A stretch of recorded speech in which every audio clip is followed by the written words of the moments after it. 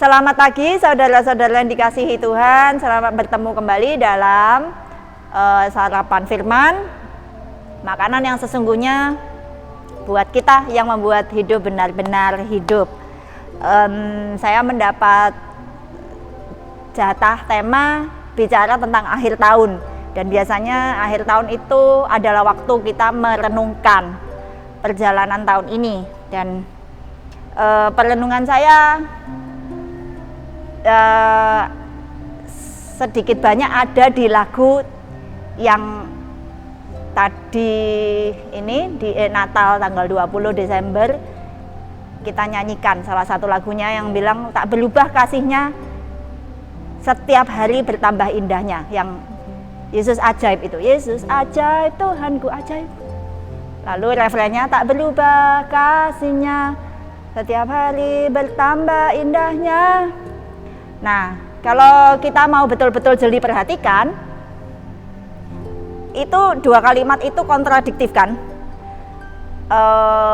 Setiap hari bertambah indahnya atau kasihnya tidak berubah gitu. Kalau tidak berubah berarti dia tidak bisa bertambah indah. Tapi kalau dia memang tiap hari bertambah indah, berarti dia itu berubah gitu loh. Ada perubahan yang jadi dua itu gimana? Saya mengartikannya, kasih Tuhan itu memang tidak berubah.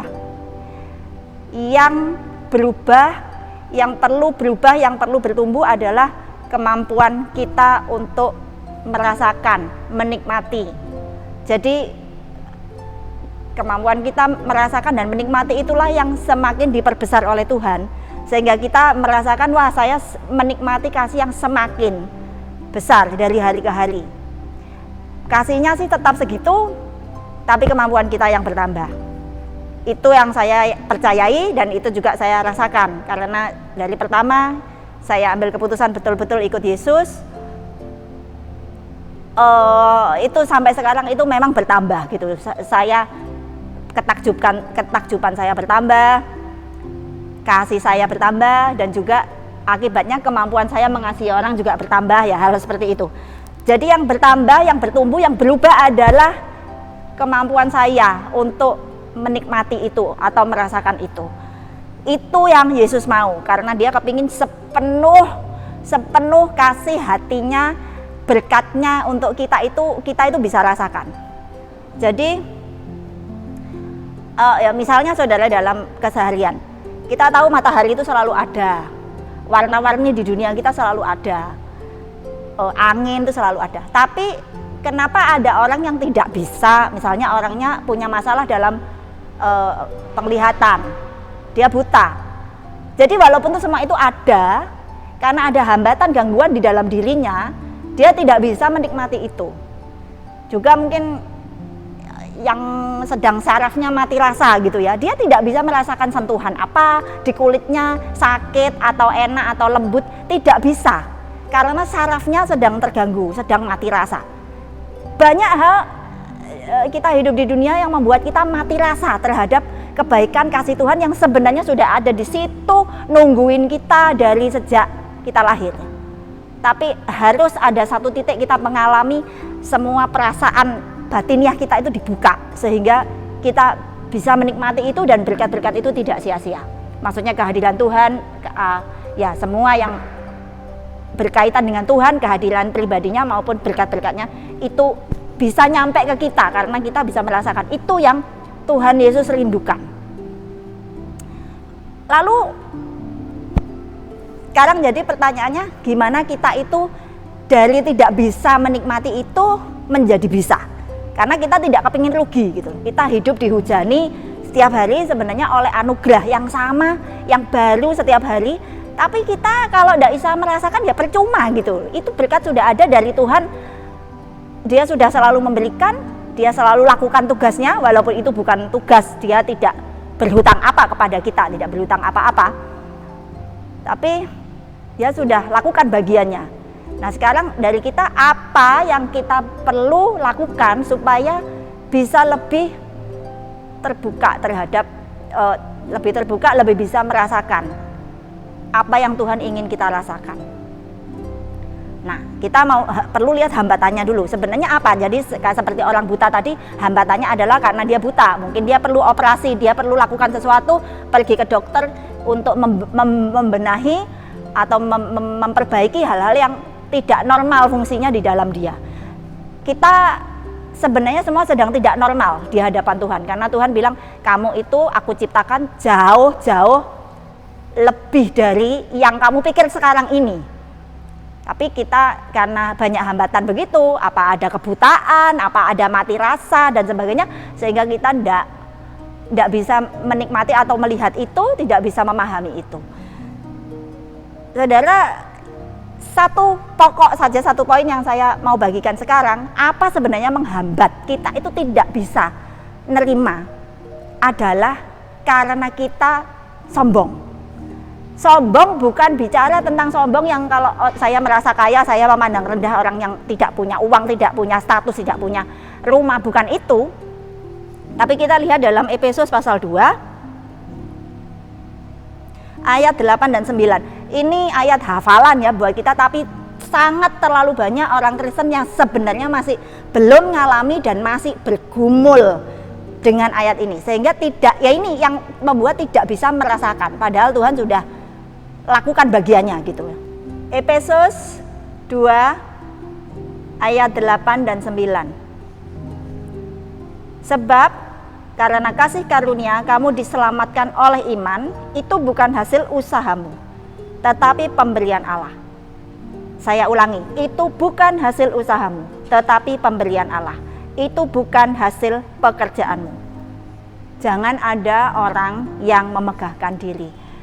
Tadi saya katakan yang menghambat kita untuk menerima, merasakan, menikmati adalah kesombongan.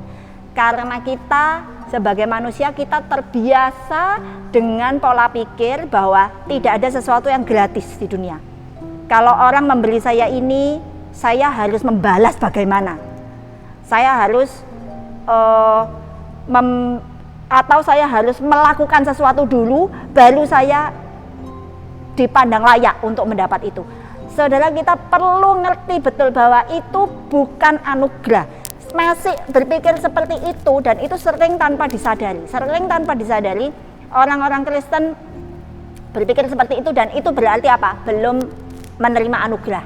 Karena anugerah tidak bisa diterima kalau pola pikir kita masih seperti itu. Kalau pola pikir kita masih terus saya harus layak dulu, saya sungkan kalau gitu, mosok Tuhan sudah gini, itu semua itu artinya kita belum menerima anugerah. Tidak bisa anugerah diterima dengan pemikiran seperti itu, karena pola pikir seperti itu mengandung keakuan, mengandung kemegahan diri, mengandung inilah yang saya bisa berikan, ini yang saya bisa berikan sama Tuhan, barulah saya merasa layak untuk dapat anugerah.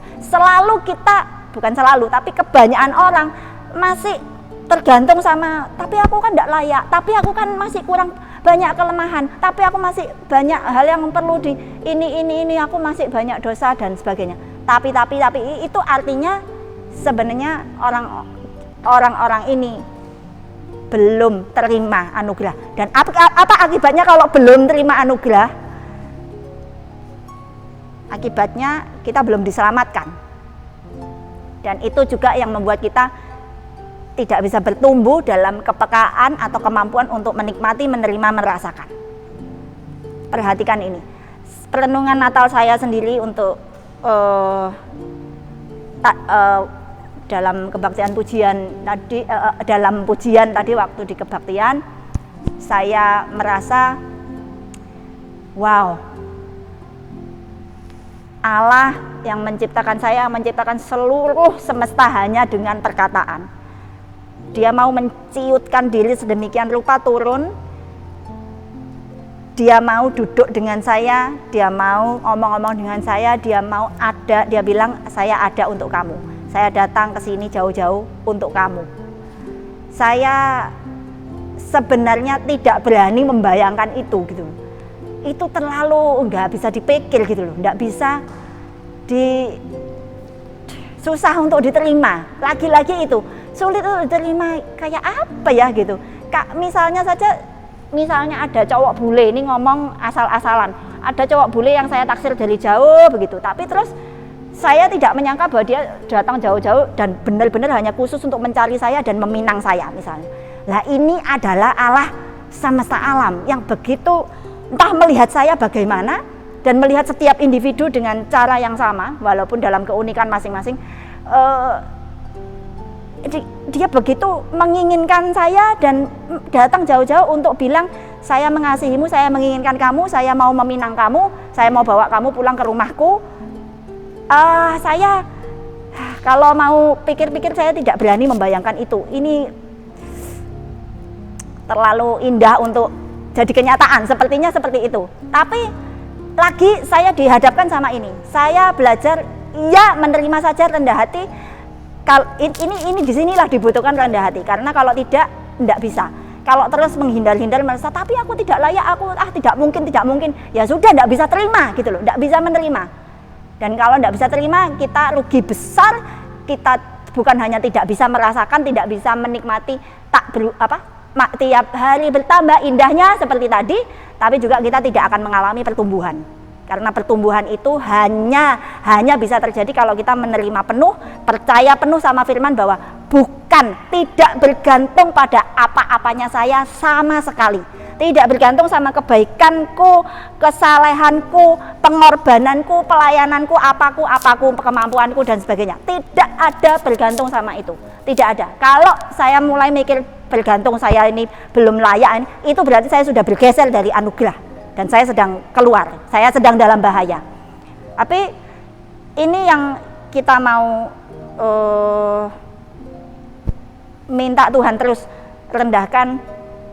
Ajari kita rendah hati itu benar-benar bagaimana menerima sepenuhnya, percaya sepenuhnya tanpa embel-embel apapun, dan kita cuma tinggal menerima. Ya, saya terima sejelek-jeleknya, sekotor-kotornya saya datang dan saya terima. Itu saja yang menyenangkan Tuhan, dan itulah yang akan membuat kita malah bisa menikmati perubahan-perubahan, pertumbuhan, dan menikmati janji-janji Tuhan, menikmati kasih-Nya semakin besar. Kita penutup ayat terakhir, Yakobus pasal 1 ayat 21. Sebab itu buanglah segala sesuatu yang kotor dan kejahatan yang begitu banyak itu, dan bagian ini yang saya tekankan, terimalah dengan lemah lembut firman yang tertanam di dalam hatimu yang berkuasa menyelamatkan jiwamu. Terimalah dengan lemah lembut. Lemah lembut selalu mengandung arti rendah hati.